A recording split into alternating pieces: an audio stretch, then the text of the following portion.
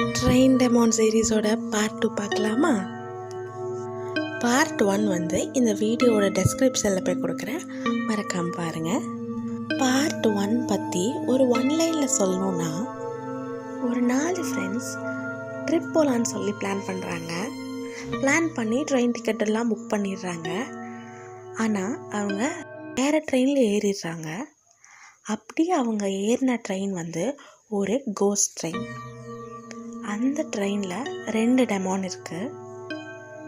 First demon கிட்டேருந்து அவங்க எப்படி தப்பிச்சாங்கங்கிறத பார்ட் 1ல் பார்த்தோம். ஸோ இப்போ பார்ட் 2ல் வந்து செகண்ட் டெமான் கிட்டேருந்து அவங்க எப்படி தப்பிக்கிறாங்கங்கிறது தான். கதைக்குள்ளே போகலாமா?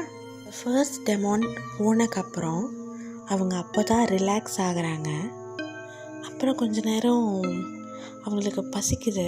அவங்க கொண்டு வந்த சாண்ட்விச், ப்ரெட் எல்லாமே சாப்பிட்டுட்ருக்காங்க. அப்போது வந்து லக்ஷனா அந்த டைரியோட லாஸ்ட் பேஜை அவங்க நோட்டீஸ் பண்ணிகிட்ருக்காங்க. அந்த லாஸ்ட் பேஜில் என்ன போட்டிருக்குன்னா, ஒரு பிக்சர் இருக்குது. அந்த பிக்சரில் ஒரு புக்கை தலையில் வச்சுட்டு தூங்குற மாதிரி ஒரு பிக்சர் இருக்குது. ஸோ இதை பார்த்துட்டு லக்ஷனா சொல்கிறாங்க, இந்த பிக்சரில் ஏதோ இருக்குது, இதை பண்ணணும், நம்ம இதை பண்ணி அப்படி இதில் என்ன சொல்ல வராங்கங்கிறத நம்ம தெரிஞ்சுக்கணும், யாராவது ட்ரை பண்ணுறீங்களா இதை அப்படின்னு கேட்குறாங்க. ஆனால் அதை ட்ரை பண்ணுறக்கு எல்லாருமே பயப்படுறாங்க. சூர்யா மட்டும் நான் ட்ரை பண்ணுறேன் அப்படின்னு சொல்கிறாங்க. அப்புறம் அந்த புக்கை தலையில் வச்சு அவங்க தூங்குறாங்க.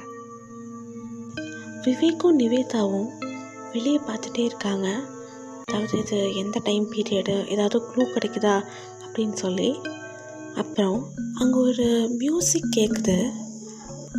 அந்த மியூசிக் கேட்டு லக்ஷனா ரொம்ப டிஸ்டர்ப் ஆகுறாங்க. இது எங்கேருந்து வருதுன்னு சொல்லி ஒரே க்யூரியஸில் லக்ஷனா அங்கேருந்து எந்திரிச்சு போகிறாங்க. அவங்களுக்கே தெரியாமல் ரொம்ப தூரம் நடந்து போகிறாங்க. லக்ஷனா நடந்து போகிறத அங்கே யாருமே நோட்டீஸ் பண்ணல. எல்லோரும் விவேக்கும் நிவேதாவும் வெளியே தான் பார்த்துட்ருக்காங்க. அப்புறம் சூர்யா தூங்கிட்டு இருக்காங்க. அப்புறம் லக்ஷனா ஒரு இடத்துல போய் நிற்கிறாங்க. அவங்க போய் நிற்கிற இடத்துல ஒருத்தங்க மியூசிக் ப்ளே பண்ணிகிட்ருக்காங்க. அந்த லேடி லக்ஷனாவே பார்த்துட்ருக்காங்க. லக்ஷனாவே பார்த்துட்டு அவங்க லக்ஷனா கிட்ட நடந்து வராங்க. அப்புறம் அவங்க கிட்ட வர வர அவங்க ஒரு லேடியிலேருந்து ஒரு பேயாக மாறுறாங்க.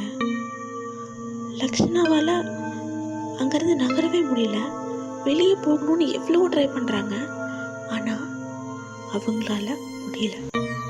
அப்போதான் லக்ஷனாவுக்கு கான்ஷியஸ்னஸ்ஸே வருது, நம்ம தனியாக வந்திருக்கக்கூடாது, தெரியாமல் வந்துட்டோம் அப்படின்னு. அப்புறம் அந்த உருவம் கிட்ட வந்துக்கிட்டே இருக்கு. இவங்க பக்கத்தில் வந்து லக்ஷனாவோட கழுத்தை பிடிக்க வருது. இங்கே உடனே சூர்யா தூக்கத்துலேருந்து எந்திரிக்கிறாங்க. எந்திரிச்ச சூர்யா உடனே லக்ஷனா எங்க அப்படின்னு தான் கேட்குறாங்க. அப்போதான் விவேக்கும் நிவேதாவும் வெளியே இருந்து அப்படி திரும்பி பார்க்குறாங்க. பார்த்தா லக்ஷனாவை காணும்.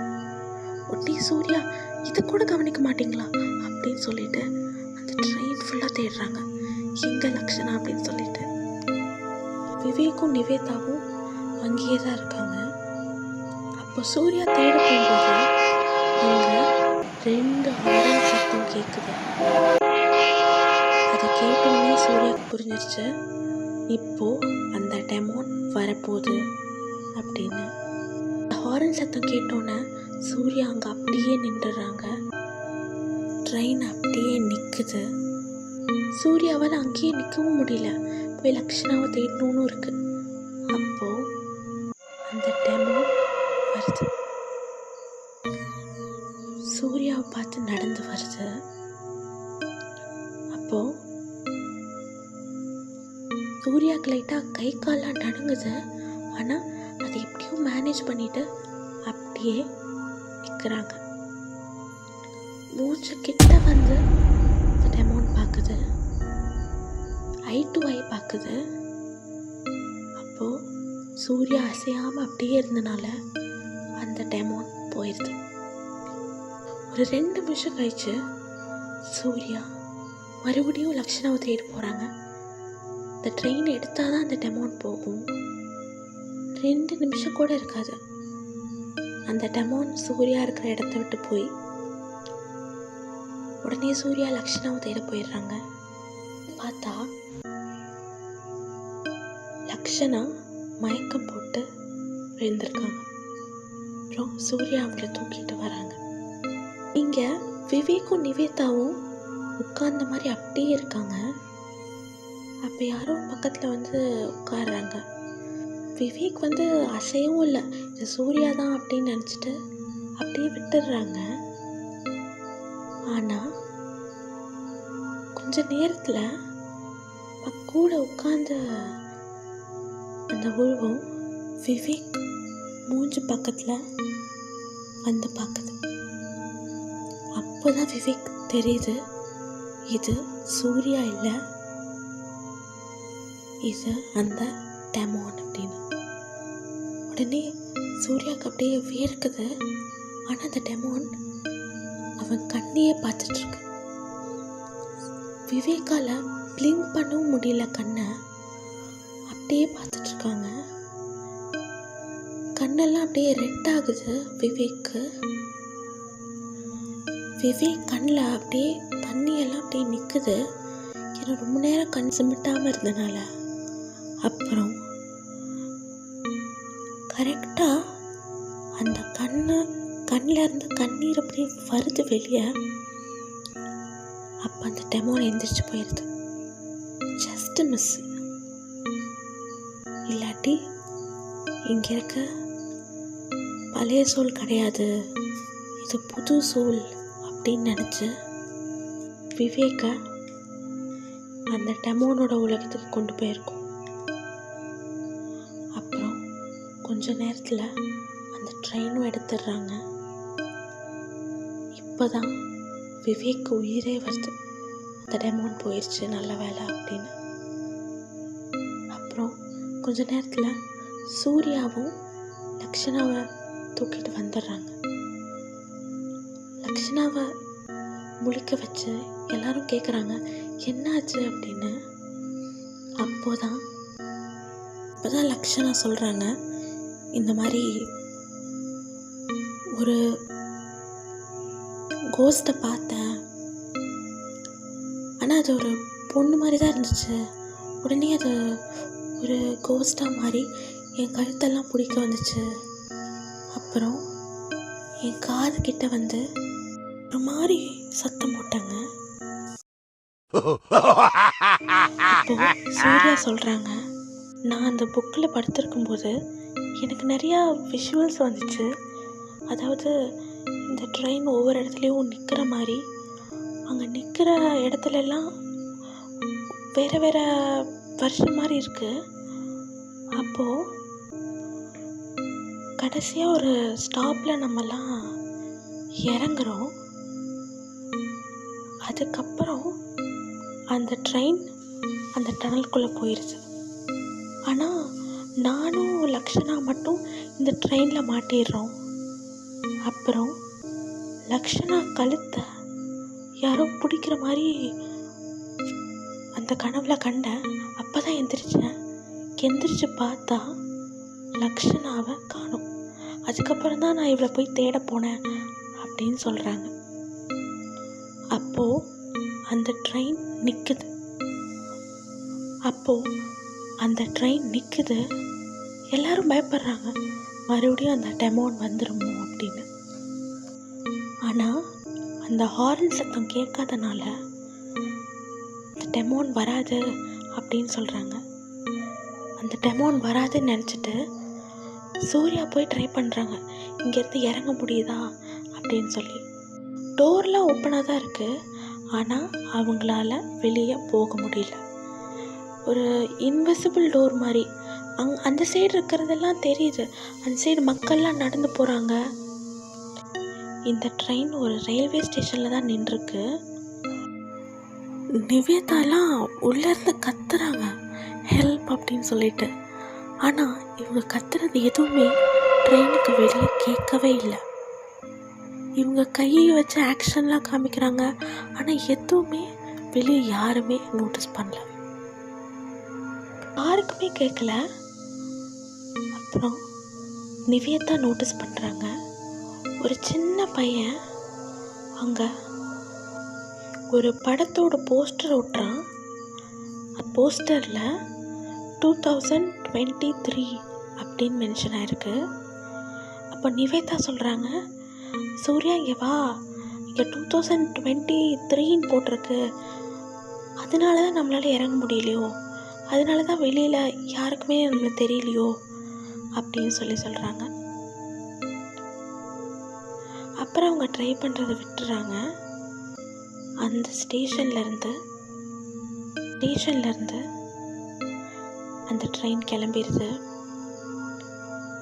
அப்போது சூர்யா ஒரு விஷயம் சொல்கிறாங்க, எந்த ஸ்டேஷன் வந்தாலும் நம்ம இனிமேல் கவனிக்கணும், அது நம்ம வருஷமாக இருந்தால் உடனே இறங்கிடணும், எதையும் பார்க்காதீங்க, பொருள் இருக்குது அதெல்லாம் பார்க்காதீங்க, எல்லாம் கிளம்பிடுங்க, அப்போ தான் நம்ம வருஷத்துக்கு போக முடியும்.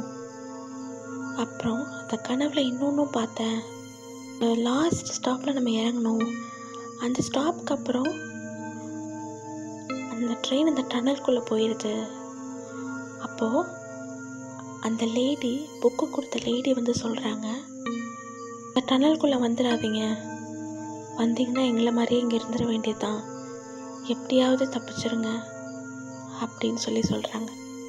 இதெல்லாம் சொன்னோன்னே எல்லாருக்கும் மறுபடியும் பயம் வருது. அப்புறம் விவேக் நிவேதாவும் அங்கே வெளியே பார்த்துட்டே இருக்காங்க, என்ன நடக்குது, என்ன வியூ தெரியுது அப்படின்னு சொல்லி. ரொம்ப நேரம் அப்படியே போகுது. அப்போது எலக்ட்ரிக் போஸ்டில் 2024 ஒட்டியிருக்கு, ஆஃபர் அப்படிலாம் சொல்லி.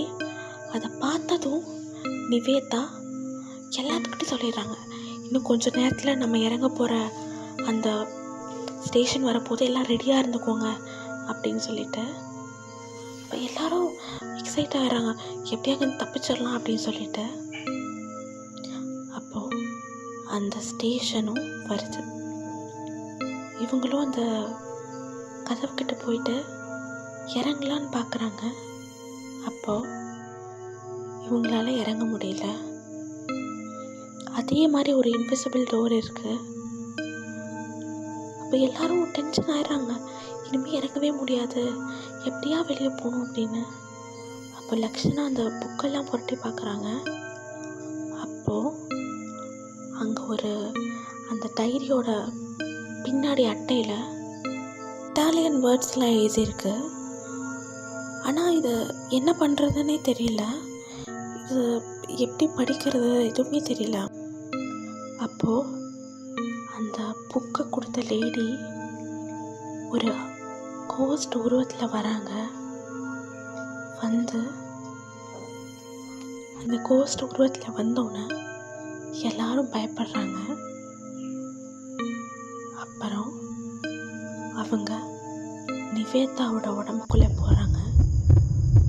போய் அவங்க இட்டாலியனில் ஒரு சென்டென்ஸ் சொல்கிறாங்க, கொலம்சியாலா பொர்த்த மேஜிக்கா அபர்த்தா. அந்த சென்டென்ஸை திருப்பி திருப்பி சொல்லிகிட்டே இருக்காங்க. அப்புறம் நிவேதா மயக்கம் போட்டு விழுந்துடுறாங்க. அந்த சென்டென்ஸை சொன்னதுக்கப்புறம் அந்த இன்விசிபிள் டோர் இல்லாமல் போயிடுது. அப்புறம் விவேக் நிவேதாவை தூக்கிட்டு வெளியே போயிடுறாங்க. அப்புறம் சூர்யாவும் வெளியே போயிடுறாங்க. ஆனால் லக்ஷனா மட்டும் அங்கேயே நின்றுட்டுருக்காங்க. அவங்களால வெளியவே வர முடியல. அப்போ சூர்யா கூப்பிட்றான், வெளியே வா வா அப்படின்னு சொல்லி. ஆனால் அவங்களால வரவே முடியல. அவங்களுக்கு மட்டும் அந்த இன்விசிபிள் டோர் இருக்குது. அப்போ சூர்யாவுக்கு ஒரு ஐடியா வருது, அந்த புக்கை தூக்கி போட்டுட்டு வா அப்படின்னு. அந்த புக்கை கீழே போட்டுட்டு லக்ஷனா அப்படியே வெளியே வர முடியுது. ஆனால் உடனே லக்ஷனா தனியாக பார்த்த அந்த கோஸ்ட் லக்ஷனாவை உள்ளே இழுத்துட்டு போகுது. இதை பார்த்தோன்னே சூர்யாவும் அந்த ட்ரெயின்குள்ளே போகிறான். சூர்யாவும் லக்ஷனாவும் அந்த ட்ரெயின்லேருந்து வெளியே வந்தாங்களா இல்லையா அப்படிங்கிறத பார்ட் 3ல் பார்க்கலாம்.